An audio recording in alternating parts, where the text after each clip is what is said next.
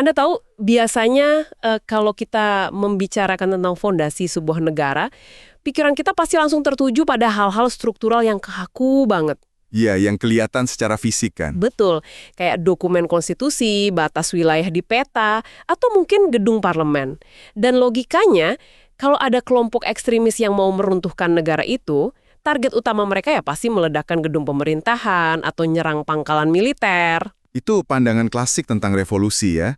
Sangat terpusat pada institusi fisik dan kekuasaan politik yang formal. Nah, tapi coba bayangkan kalau Anda, pendengar kita hari ini, melangkah ke sebuah sistem di mana fondasi negara itu bukanlah dokumen tertulis atau gedung beton. Fondasinya itu ikatan darah. Oh ya, struktur keluarga itu sendiri ya? Tepat. Batu bata pembangun negara tersebut adalah keluarga. Dan yang lebih mengerikan, coba bayangkan kalau cara sebuah kelompok meruntuhkan negara itu adalah dengan meyakinkan anak-anak di dalam rumah untuk membunuh orang tua atau paman mereka sendiri. Itu sih bentuk paling ekstrim dari dekonstruksi sosial ya. Maksudnya menghancurkan masyarakat dari inti selnya yang paling kecil. Dan yang bikin merinding, ini bukan sekedar eksperimen pemikiran loh. Memang bukan. Ini realitas sejarah yang sangat meresahkan. Dan kebetulan ini jadi fokus sesi eksplorasi mendalam kita hari ini. Kita akan membedah sebuah bab yang sangat membuka mata, judulnya Parricide in the Kingdom, Genealogy, Nationalism, and the Islamic State Challenge karya Nadaf Sahumin. Tulisan yang luar biasa, sangat provokatif. Iya banget, Gan. Misi kita hari ini, untuk Anda yang mendengarkan, kita mau memahami rentetan peristiwa di tahun 2015.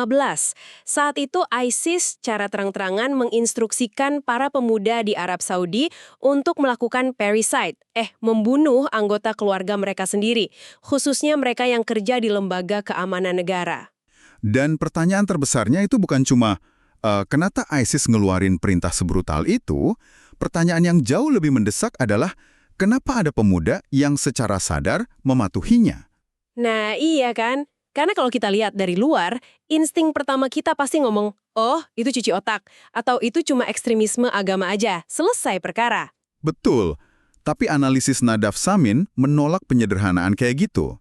Samin pakai fenomena pembunuhan kerabat ini sebagai semacam jendela langkah untuk melihat ke dalam mesin penggerak masyarakat Arab Saudi itu sendiri. Karena kalau kita cuma berhenti di label ekstremisme, kita kehilangan konteks besarnya. Ya, kita kehilangan cara kerja negaranya. Samin membongkar gimana genealogi atau garis keturunan dan nasionalisme itu sebenarnya beroperasi di sana. Di Arab Saudi, silsilah keluarga tuh bukan sekedar catatan siapa kakek buyut Anda gitu lah. Lebih ke alat kontrol ya? Tepat sekali. Garis keturunan itu instrumen kekuasaan dan sekaligus fondasi mutlak identitas nasional. Makanya, untuk Anda yang mau benar-benar paham dinamika Timur Tengah modern, sesi kita kali ini kuncinya. Kita harus lepasin dulu lensa individualisme Barat, lalu mulai lihat gimana struktur keluarga dieksploitasi jadi senjata politik. Mari kita letakkan fondasi peristiwanya dulu ya. Jadi pada bulan Maret 2015, ada sebuah video yang dirilis oleh seorang komandan ISIS asal Arab Saudi. Pesannya terang-terangan ya. Sangat terang-terangan. Nggak ambigu sama sekali. Dia spesifik nyuruh simpatisannya di Saudi untuk nyerang dan bunuh kerabat terdekat mereka yang kerja di sektor keamanan. Dan seruan ini nggak jatuh di ruang hampa. Pemicu kejadian beneran? Ya, ini memicu rentetan insiden traumatis.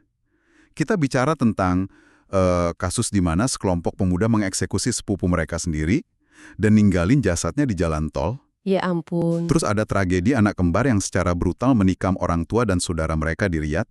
Dan ada juga pemuda yang bunuh pamannya di rumah sebelum akhirnya dia pergi meledakkan dirinya sendiri. Setiap kali saya baca detail itu, rasanya susah banget dicerna. Maksudnya, membunuh keluarga itu kan salah satu tabu paling kuno ya. Gimana caranya ISIS bisa memutarbalikkan logika psikologis pemuda-pemuda ini? Mereka pakai cara memanipulasi konsep-konsep teologis yang udah nempel di kepala pemuda ini, terus membawanya ke tingkat ekstrim yang nggak masuk akal. Oke, mari kita bedah ini. Argumen agamanya gimana tuh? Samin menjelaskan ada dua prinsip utama yang dipelintir. Pertama, amar ma'ruf nahi munkar. Kewajiban ngajak kebaikan dan mencegah keburukan. Nah, ISIS bikin narasi kalau kerabat terdekat tuh justru harus jadi target pertama prinsip ini. Jadi, kalau keluarga Anda melakukan keburukan, Anda yang paling wajib menghentikannya. Betul, tapi kan negur itu satu hal ya. Nah itu, memutus hubungan tuh masih masuk akal, tapi membunuh, lompatan logikanya kejauhan. Disinilah prinsip kedua masuk, yaitu al-wala wal-bara. Ini doktrin tentang loyalitas eksklusif ke sesama mukmin dan pelepasan diri total dari musuh agama. ISIS meramunya gini, rezim Arab Saudi dianggap murtad. Aparat keamanan kan pelindung rezim itu. Oke, saya mulai paham arahnya. Jadi, kalau paman atau ayah Anda aparat keamanan, loyalitas Anda ke Tuhan menuntut Anda melepaskan diri dari mereka secara mutlak. Dan pemutusan ikatan ini, dalam interpretasi radikal ISIS, ya diwujudkan dalam bentuk eliminasi fisik. Sangat manipulatif. Tapi kalau ditarik mundur ya, taktik misahin anggota dari keluarganya ini, itu kan sebenarnya langkah pertama dari buku panduan sekte manapun di dunia. Betul, kultus manapun pakai cara ini. Isolasi dari support system. Iya kan? Tapi kenapa di Arab Saudi bentuknya spesifik banget nargetin aparat keamanan di dalam keluarga sendiri? Kenapa harus bunuh ayah atau paman? Pertanyaan yang krusial banget. Samin ngasih konteks sejarah yang bikin kita sadar kalau taktik ini sebenarnya bukan murni dari teologi, tapi dari ambisi politik fundamental. Ide ngehancurin keluarga demi tatanan politik baru itu udah ada dari zaman kuno. Oh ya, contohnya? Ambil contoh Plato. Di karyanya, Los, Plato tuh membayangkan sebuah negara ideal di mana institusi keluarga tradisional dibubarkan. Wait, dibubarkan gimana? Biar orang nggak loyal ke keluarga? Tepat, biar kesetiaan warga nggak terbagi. Loyalitas cuma boleh ke negara. Bahkan, Machiavelli juga pernah ngasih analisis sinis soal ini.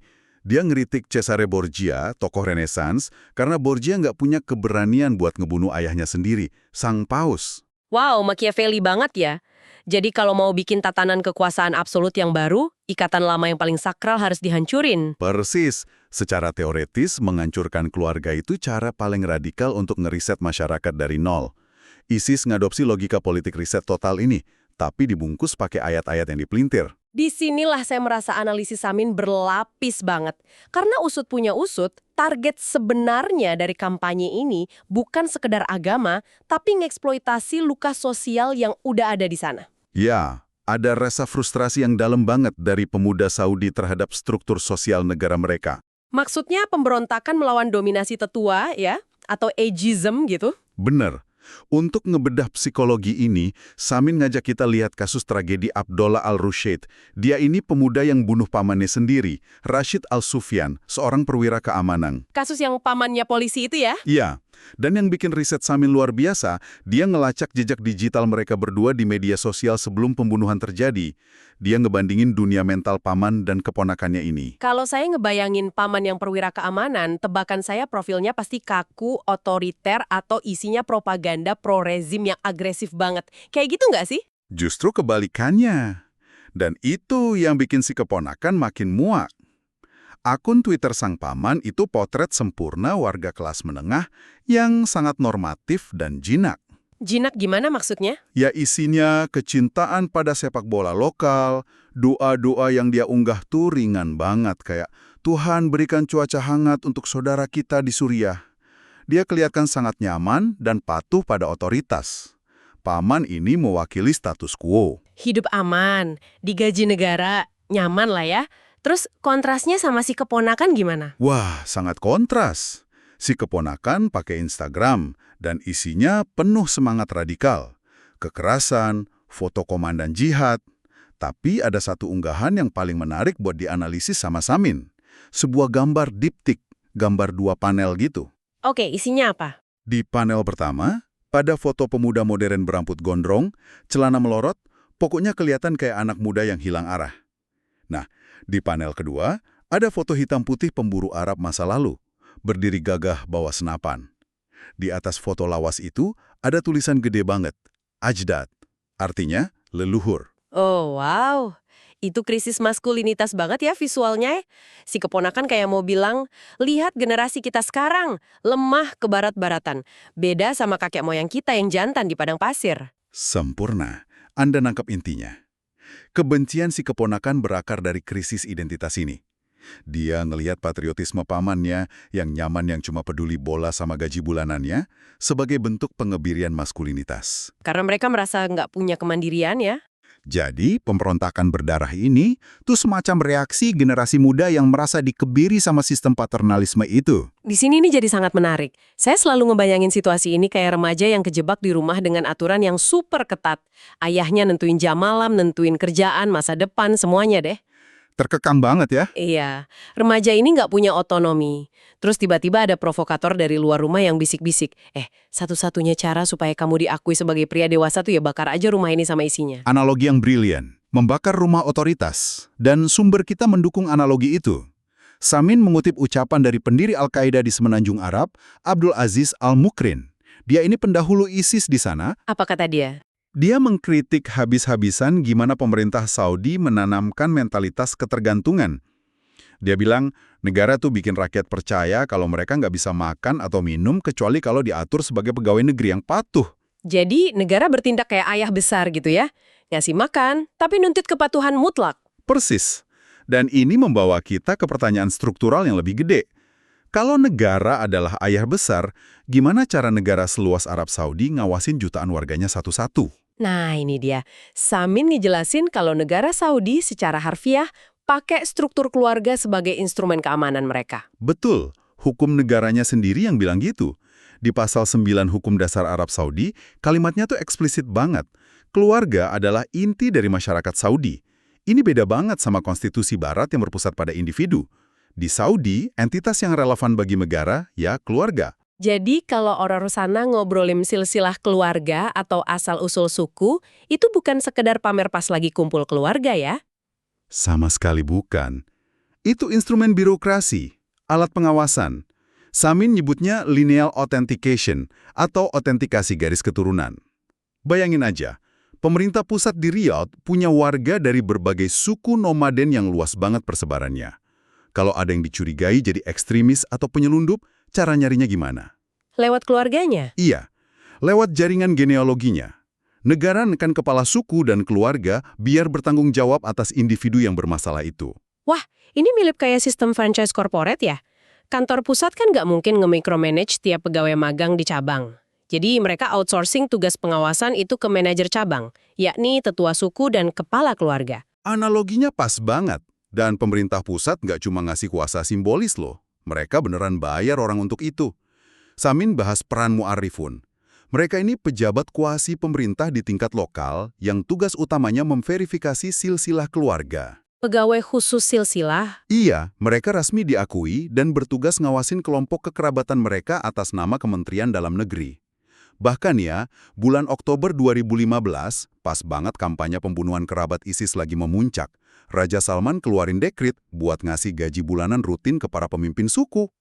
Ya ampun, langkah institusional buat ngamanin loyalitas. Berarti pas ISIS nyuruh pemuda ngebunuh paman atau ayahnya yang aparat keamanan? Itu bukan pembunuhan sipil biasa. Iya. Itu operasi militer taktis. Keluarganya kan rantai komando keamanan negara.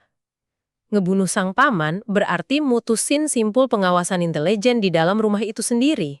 Pat, ISIS ngerti, buat ngeruntuhin rezim, mereka harus hancurin infrastruktur utamanya, yaitu ikatan keluarga.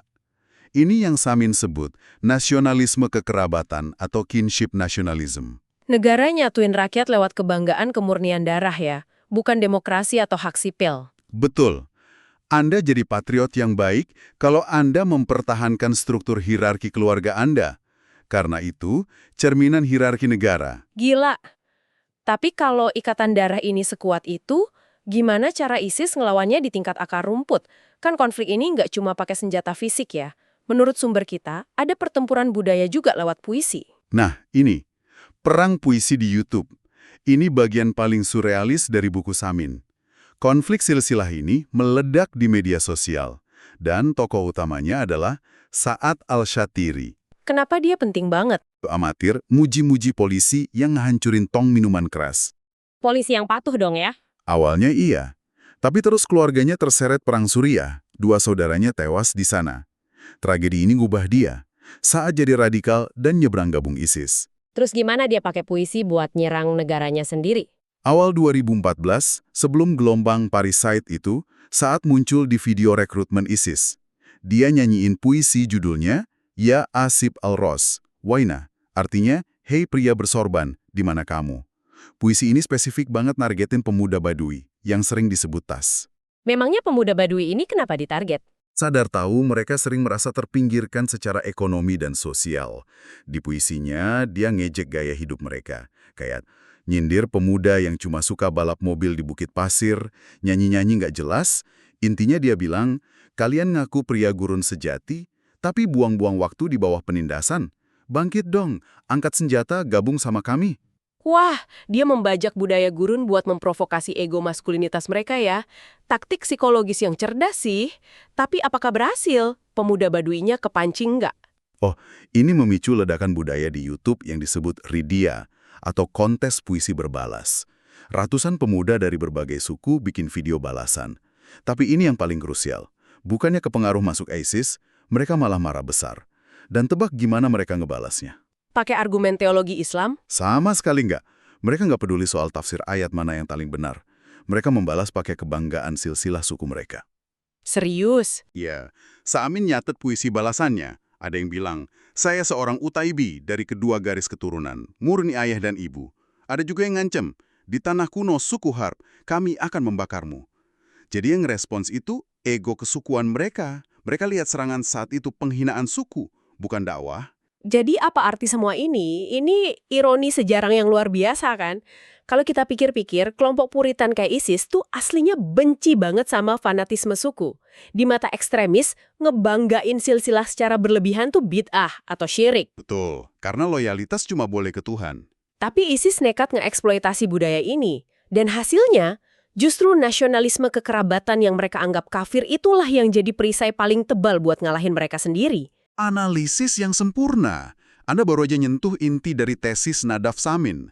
Kampanye pembunuhan kerabat ISIS gagal jadi revolusi massa karena mereka meremehkan betapa dalamnya akar genealogi ini di Saudi. Kenapa bisa sedalam itu ya akarnya? Secara makro, Arab Saudi itu unik historisnya. Beda sama negara Timur Tengah lain yang dipecah belah Eropa, semenanjung Arab hampir nggak pernah kena penjajahan kolonial langsung. Jadi struktur tradisionalnya utuh. Sistem kesukuannya nggak pernah dihapus sama penjajah? Nggak. Malah diadaptasi dan dilebur jadi tulang punggung birokrasi negara modern.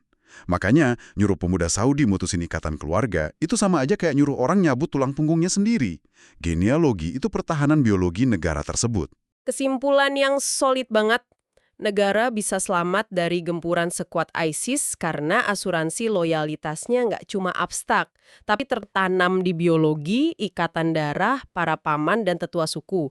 Wow, pemedahan yang luar biasa soal gimana sebuah negara benar-benar beroperasi. Sesi yang intens ya. Banget. Tapi diskusi kita hari ini menyisakan satu paradoks terakhir di kepala saya, dan ini buat Anda, pendengar kami, untuk Anda renungkan setelah sesi kita berakhir. Silahkan, pertanyaan eksistensial apa nih buat dibawa pulang? Kita kan baru aja bahas gimana sistem kekerabatan dan kepatuhan pada tetua itu jadi perisai terkuat Saudi dari ekstremis. Itu benteng utama mereka. Tapi, coba lihat Arab Saudi hari ini. Mereka lagi lari kencang banget menuju modernisasi. Ada visi 2030, diversifikasi ekonomi, wanita didorong masuk dunia kerja secara masif, pemuda didorong jadi entrepreneur. Iya, transformasi besar-besaran. Nah, inisiatif ekonomi masa depan ini pada intinya menuntut warga Saudi untuk jadi individu yang independen, kan? Pemuda didorong mandiri secara ekonomi, nggak lagi bergantung sama jaringan birokrasi suku, atau nunggu persetujuan ayah dan paman mereka. Betul, arahnya ke individualisme. Jadi pertanyaannya buat Anda di rumah. Kalau kemandirian modern ini makin mengakar, apa yang bakal terjadi sama nasionalisme kekerabatan tadi? Mungkinkah upaya ambisius negara untuk memodernisasi warganya secara nggak sadar justru perlahan-lahan menghancurkan batu bata fondasi pertahanan terkuat yang selama ini melindungi kerajaan itu sendiri? Wah, itu teka-teki sejarah yang ngeri-ngeri sedap ya. Apakah modernisasi malah melucuti perisai tradisional mereka? Sejarah yang akan menjawabnya. Sejarah emang selalu punya cara mengejutkan buat ngejawab paradoks kayak gini. Terima kasih sudah menemani kami membedah kerumitan silsilah, kekuasaan, dan ekstremisme hari ini. Kami harap diskusi ini ngasih Anda lensa baru dalam melihat dunia. Sampai jumpa di sesi eksplorasi mendalam kita berikutnya. Tetaplah kritis dan teruslah bertanya.